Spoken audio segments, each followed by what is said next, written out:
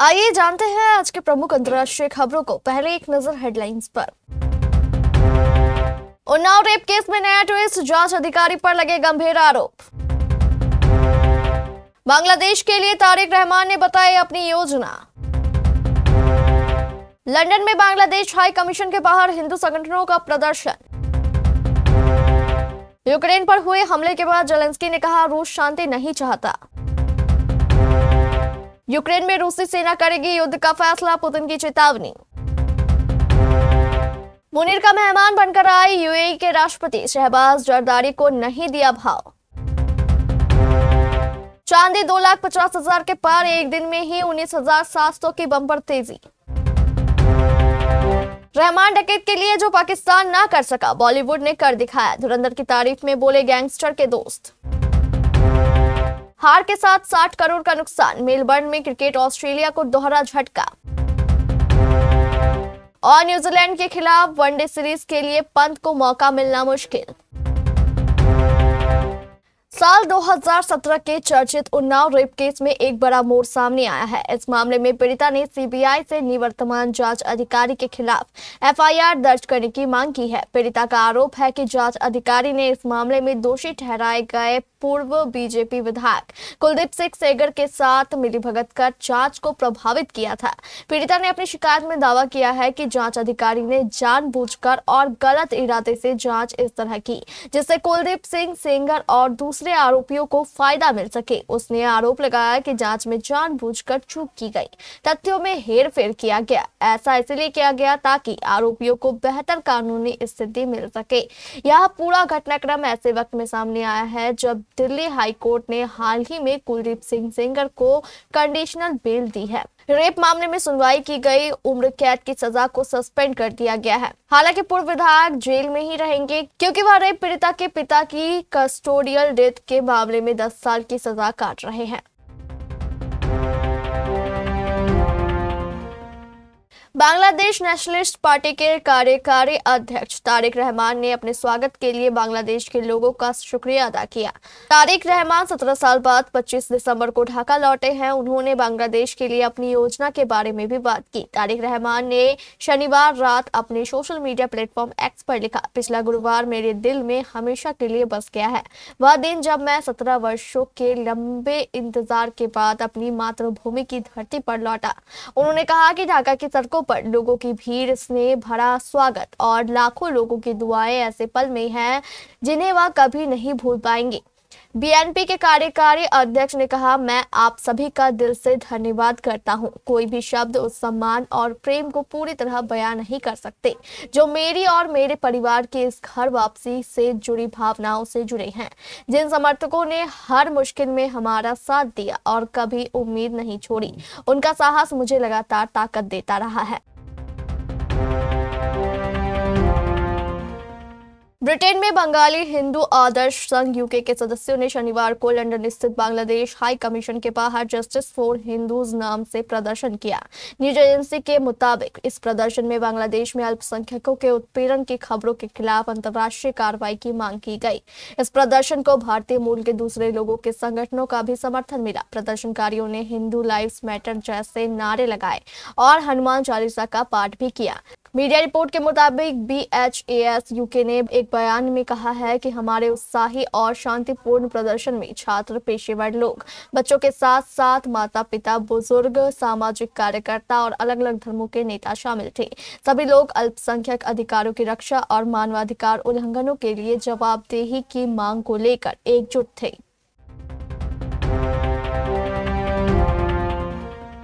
Ukraine के राष्ट्रपति Vladimir Zelensky ने कहा कि राजधानी कीव पर रूस का हमला दिखाता है कि मॉस्को शांति नहीं चाहता। शनिवार को दिए गए बयान में जेलेंस्की ने यह बात उस समय कही जब वे शांति वार्ता के यह नए दौर से पहले अमेरिका जा रहे थे। जेलेंस्की रविवार को फ्लोरिडा में अमेरिकी राष्ट्रपति डोनाल्ड ट्रंप से मुलाकात करेंगे। इस बैठक में अमेरिका और यूक्रेन के अधिकारियों की ओर से तैयार किए गए 20 सूत्रीय वाले शांति वार्ते पर चर्चा होने की उम्मीद है।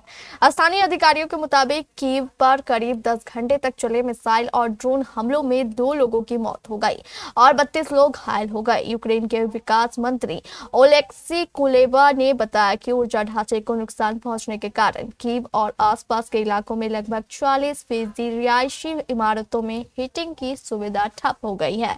टेलीग्राम पर जेलेंस्की ने कहा कि रूस ने कीव की ओर लगभग 500 ड्रोन और 40 मिसाइलें दागी। उनका कहना है कि इन हमलों में ऊर्जा ढांचे और आम नागरिकों से जुड़े ठिकानों को निशाना बनाया गया। रूस ने यूक्रेन पर युद्ध खत्म करने में दिलचस्पी न दिखाने का आरोप लगाया है। रूसी राष्ट्रपति व्लादिमीर पुतिन ने शनिवार को कहा कि हम देख सकते हैं कि कीव शांतिपूर्ण तरीकों से यूक्रेन संघर्ष को खत्म करने की जल्दी में नहीं है। पुतिन ने कहा कि यूक्रेन अगर शांति से चीजों को नहीं सुलझाना चाहता तो फिर रूस भी अपनी सैन्य कार्रवाई जारी रखेगा। रूसी राष्ट्रपति ने यूक्रेन के कई इलाकों पर कब्जे का ऐलान भी किया है। इससे लड़ाई और तेज होने के अंदेशे पैदा हो गए हैं। व्लादिमीर पुतिन ने कहा कि रूस अपने विशेष सैन्य अभियान के जरिए उन सभी लक्ष्यों को बलपूर्वक हासिल करेगा जो उसने 4 साल पहले तय किए थे। फरवरी 2022 में यूक्रेन पर हमले के समय रूस ने जो बातें कही थी उन पर वह आगे बढ़ेगा। पुतिन ने यूक्रेन पर शांति वार्ता से कन्नी काटने का आरोप लगाते हुए यह चेतावनी दी है। पुतिन के बयान को यूक्रेन में सीजफायर की कोशिशों के बीच झटके की तरह देखा जा रहा है।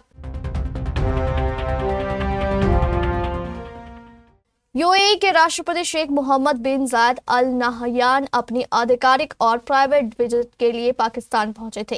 इस दौरान पाकिस्तान के राष्ट्रपति आसिफ अली जरदारी की ओर से स्वागत न किया जाना इस्लामाबाद की सियासत में कई सवाल खड़े कर रहा है। वरिष्ठ राजनयिक सूत्रों के मुताबिक शेख मोहम्मद की हालिया पहली पाकिस्तानी यात्रा किसी भी तरह की राजकीय यात्रा नहीं थी, बल्कि एक पूरी तरह निजी दौरा था, जिसे बाद में सरकार और कुछ मीडिया वर्गों ने जबरन कूटनीतिक रंग देने की कोशिश की। पाकिस्तान के डिप्टी पीएम इशाक डार ने प्रेस कॉन्फ्रेंस कर बताया कि 26 दिसंबर को वह ऑफिशियल और प्राइवेट विजिट के लिए आए थे। इस दौरान नूर खान एयरबेस पर मीटिंग की, बाद में यहां से वह रहीम यार खान शिकार के लिए गए।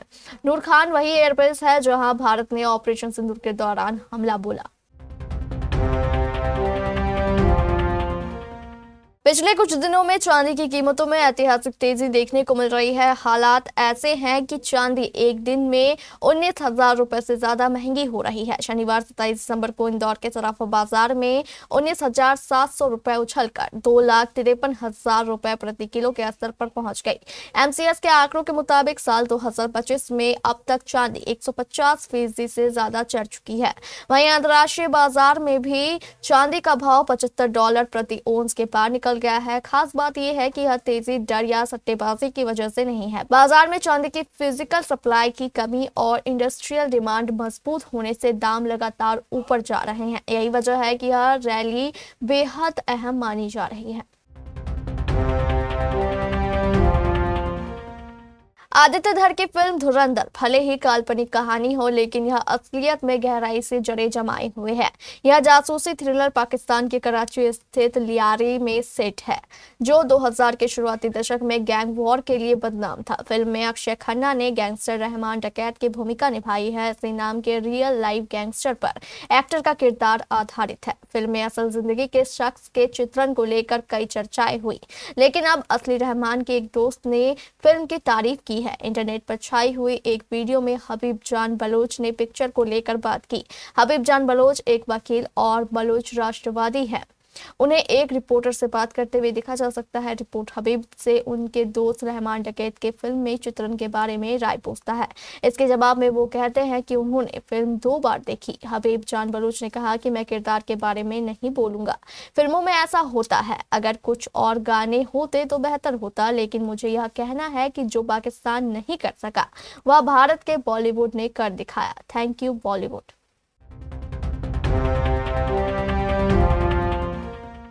ऑस्ट्रेलिया और इंग्लैंड के बीच मेलबर्न के ऐतिहासिक मैदान पर एशेज सीरीज का चौथा टेस्ट मैच खेला गया, लेकिन यह मुकाबला केवल 2 दिनों तक ही चला और इंग्लैंड को 4 विकेट से जीत मिली। इस जीत के साथ ही लगातार 3 मैच हारकर सीरीज गंवा चुकी इंग्लैंड को तो थोड़ी राहत मिली, लेकिन ऑस्ट्रेलिया को हार के साथ ही भारी आर्थिक नुकसान भी उठाना पड़ा है। बता दें कि 1932 के बाद पहली बार ऑस्ट्रेलिया में खेले गए किसी टेस्ट मैच में एक भी बल्लेबाज अर्धशतक नहीं लगा सका।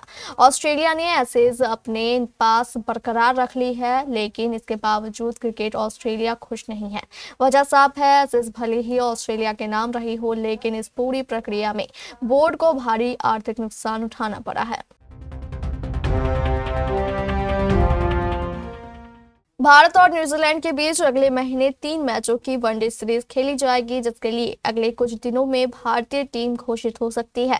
मीडिया रिपोर्ट्स के अनुसार इस सीरीज के लिए ऋषभ पंत का टीम में चयन मुश्किल है। भारत और न्यूजीलैंड के बीच 11 जनवरी से यह वनडे सीरीज खेली जाएगी। अगर पंत को मौका नहीं मिलता है तो विकेटकीपर ईशान किशन के दरवाजे खुल सकते हैं। ईशान को हाल ही में T20 विश्व कप और न्यूजीलैंड के खिलाफ 5 मैचों की T20 सीरीज के लिए टीम में शामिल किया गया था। ईशान ने घरेलू क्रिकेट में दमदार प्रदर्शन से राष्ट्रीय टीम में वापसी की। पंत ने भारत के लिए आखिरी बार 7 अगस्त 2024 को श्रीलंका के खिलाफ वनडे मैच में हिस्सा लिया था। पंत का नाम हालांकि दक्षिण अफ्रीका के खिलाफ वनडे सीरीज के लिए भी शामिल था, लेकिन उन्हें किसी मैच में खेलने का मौका नहीं मिला था। इस रिपोर्ट की माने तो न्यूजीलैंड सीरीज के लिए चयनकर्ताओं ने पंत से आगे बढ़ने का मन बना लिया है।